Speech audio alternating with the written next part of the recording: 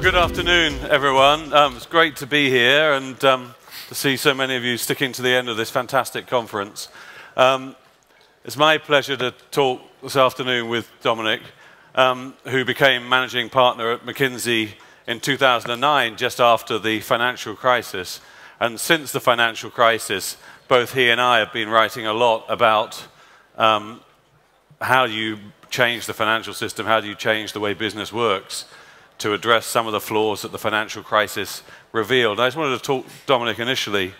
You have made these terms inclusive capitalism and a study of long-termism key themes at McKinsey, both in terms of what you're talking about internally, but also externally. Why did you make that such a feature of your leadership of the company? Well, I think it became important to me because if you look at trust in business over the last 30 years, it's been on a decline significantly, and I'd say since about 1976, particularly in the West. In places like China and India, it's actually been on the increase. And one of the things I noticed, I moved back from Asia to London, actually. And I have a rule, which is I see 2 CEOs a day, no matter what, as I joined McKinsey to do external work, not internal work. And one of the big things I noticed when I came back to North America and the West was most of the CEOs were very short-term oriented and narrowly focused on shareholder value compared to many of the Asian CEOs who had 20, 30-year time frames, thought much more about the community that they were operating in.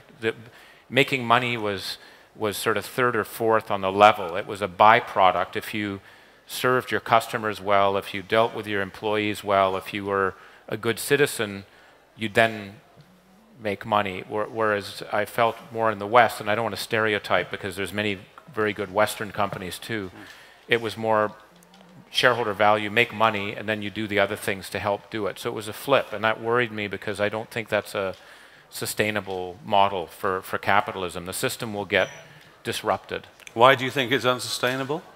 Well, because you get rising inequality of opportunity. I mean, I think in any capitalist system you're going to have inequality. The worry is the rising inequality of opportunity, that people don't have the chance to do that. And I think what ends up happening when you lose trust, you will get regulated out, you will get shut down, there will be a very different model coming in. And as I said, in McKinsey we were called many nasty names over time, but one of them is actually the Jesuits of capitalism, right? And so my view is if capitalists don't try and fix the system themselves, we're going to get fixed. So what do we need to do to fix the system in your view?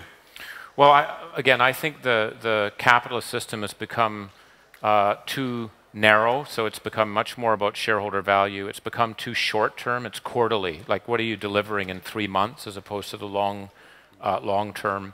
And it's become, I think, much less owner-led. It's in these dispersed public companies. There's no real owner, and so management can kind of decide what they want to be doing in the short term and so forth. And so the system's changed. I think it actually started when Milton Friedman wrote a very powerful article in the early 70s called The Business of Business is Business. And that had a lot of influence on people. We also had declining interest rates. And Milton Friedman's view was if you're a business person, you should just focus on creating great products or services and make money and nothing else. Don't get distracted.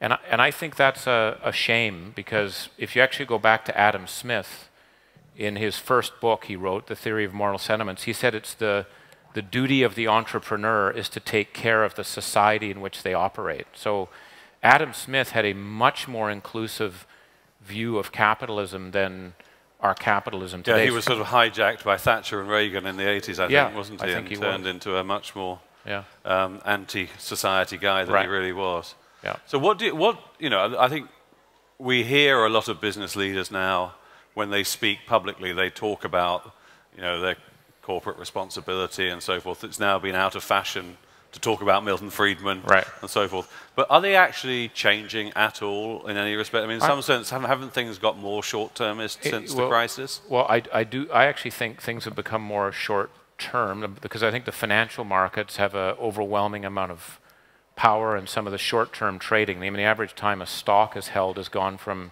7 years to 7 months, so it is getting worse.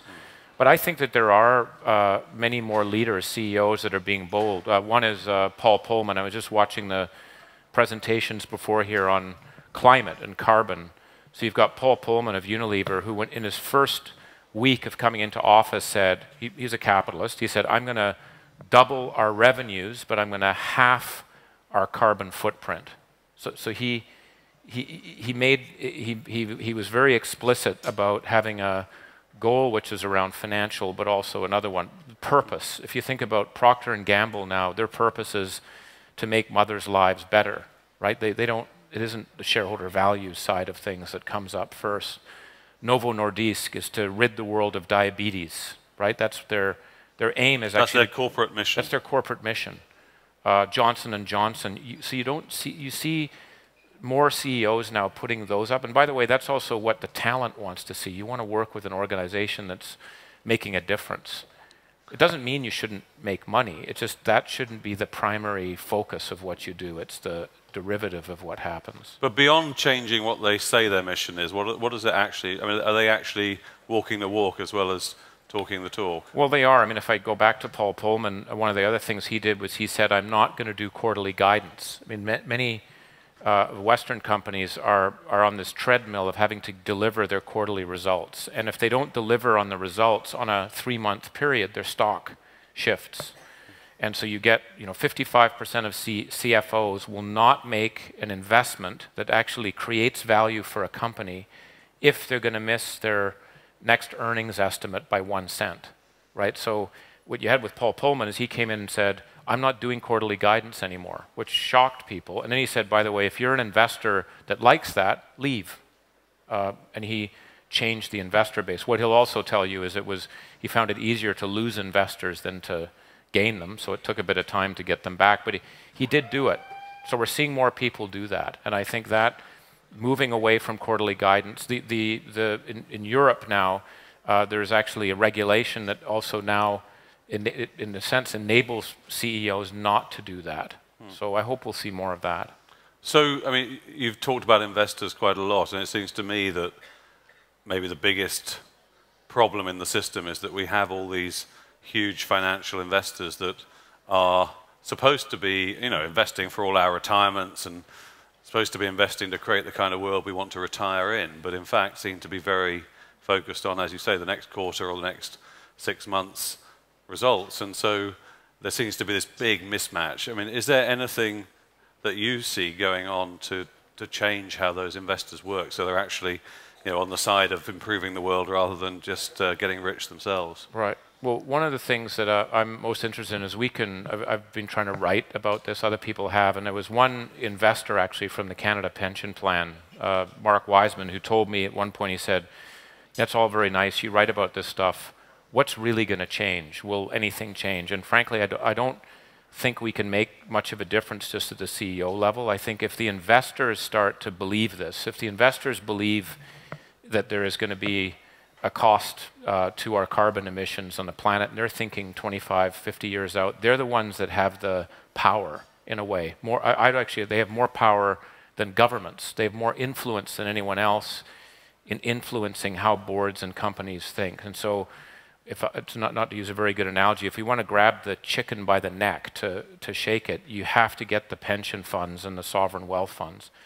And the ironic thing is that the majority of these pension funds that are supposed to be thinking of a quarter as 25 years, not 3 months, or thinking 30, 40 years out, are actually very short term in their orientation. So they will hire asset managers to invest for them, but they'll measure them on quarterly and 6-month and 1-year averages. And so what we're trying to do is get a group of these institutional investors, and luckily there are a number of them, to say, let's set a new standard and have a longer time horizon. The Singaporeans are world-class at this, 20-year time horizons. Let's change the metrics by which we look at companies, its long-term returns, and let's look at ESG, right? Let's look at ESG is environment, the societal impact and the governance part of it. So it's health metrics, not just financial performance metrics. What's the reputation of this company in the community? How good are they at developing talent? You know, what is their role and impact in the society in which they operate? You can actually measure that, and pension funds of all should be the ones who are able to figure that out. So that's where we think a lot of the change has to happen, because otherwise it's all talk.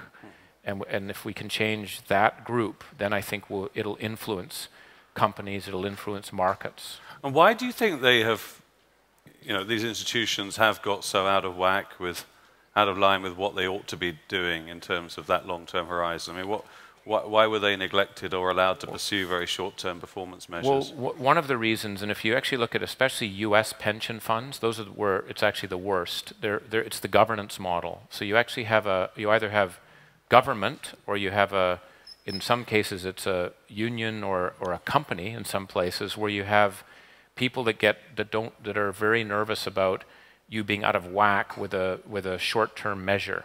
So that the management team is very pressured to make short-term decisions because of the way the governance is.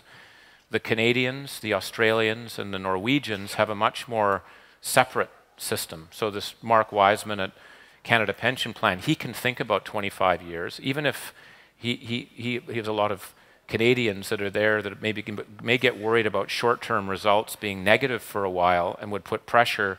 He can continue with that and make long-term investments. And if you think about 25 years, you would be investing in very different things. Very different assets, yeah. Infrastructure, for example. You actually would invest in companies that are much more able to sort of create and build things over time.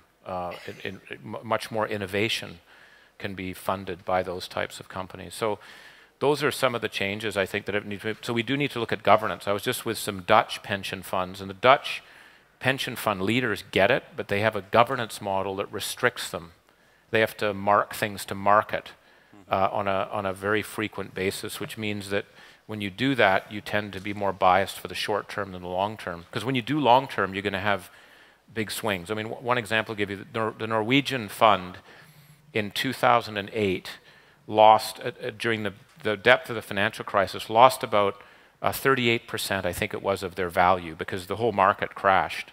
And what the leadership in that organization did is they actually doubled down. They invested more in equities, and they're actually quite focused. They don't like investing in tobacco companies or anyone that makes guns and things. They have their own model, but they doubled down when most people were running for the hills and were afraid, because they know that when markets go down, they're going to come up. And what happened is 3 months later, their returns dropped even further because the market dropped. So there was, in Norway, a lot of people in Norway were upset, going, who are these crazy guys? They lost 38%. They've now doubled down like some crazy idiots and dropped it off. But what's happened is the returns from that fund, as we've come through, is one of the highest performing funds that's out there, and they're a force. And they're roughly, I think it's almost getting close to $1 trillion. So they're a powerful force. One of the things I've been involved in over the past year has been the G8 task force on social impact investing, which is the impact investing, this idea that you, as an investor, are trying to achieve a financial return and solve a social or environmental problem at the same time, in a way that you actually measure the returns. And I mean, one of the things, I recommend the report which just came out, which is called The Invisible Heart of Markets, which is available on the internet, and there's a French National Advisory Board report as well, looking at how that would apply in France. But one of the issues that came up was that, you know, a lot of, as you say, a lot of pension funds and other retirement savings institutions have these legal guidances that are applied in practice that mean that people in charge of them feel they aren't legally allowed to do what I think is the right thing, which is this three-dimensional investing, which is risk, return, and impact, which should be what everyone's thinking about. I mean, do you think that, I mean, how do we get the laws changed on those things? Does it need a movement or something to do that? I agree with you. And just to pile on, one other thing, Matthew is very modest, but you were also very much involved in the Social Progress Index, which is a different measure than GDP. Again, I think GDP is a bit like shareholder value. It's too narrow. It's not the way we should measure progress in a society. It's got to be more balanced in where things are. And I think that I think countries should change that. I think France was the one actually who started to push that. It was back in the early days of Sarkozy with Joe Stiglitz, and it's too bad the crisis came because it kind of got put off to the side. But we really have been measuring too narrowly, we're measuring too narrowly on the global side. We're not thinking about that, and I think that would help a lot. But it is the fact that you're saying that there are a lot of pension funds where the governance and the legal requirements, they tie the hands behind the leadership of those organizations. The good news is there are now models. And again, I'm biased because I'm Canadian, but there is the Ontario Teachers Pension Fund, the Canada Pension Plan, they're seen as players. There's a number of the Australian funds that are that way. So the model exists. And the Japanese are now looking at it. One thing that excites me right now is in Japan, with the Abe economics that's going on, one of the things that he wants to do is deregulate the pension funds. And we all think about Japan as a place that's aging and is kind of out of date, and they are one of the biggest sources of capital on the planet. And if that capital starts acting long-term and inclusive and more environmentally, that's going to have a big influence, I think, on a lot of the infrastructure that's built in Africa. We will do it in a way that is, it will earn returns, but it'll do it in a much more broad, healthy way for the planet. Yeah, Margaret Thatcher, when she was British Prime Minister, she always used to talk about popular capitalism, and by that she meant selling off the government-owned companies way too cheaply to people. But I think, popular capitalism ought to be about pension funds investing our money in the things that we want to happen rather than something else. And I think that kind of capitalism, maybe there ought to be a popular capitalism movement that focuses on that. Another question I have for you, it seems to me if you talk to people under the age of 40 particularly, they have a very different attitude to their work. They want their work to have meaning and purpose, and they want to feel that the company they work for is aligned with how they want the world to be in the future, and to take climate change seriously, to take social responsibility seriously.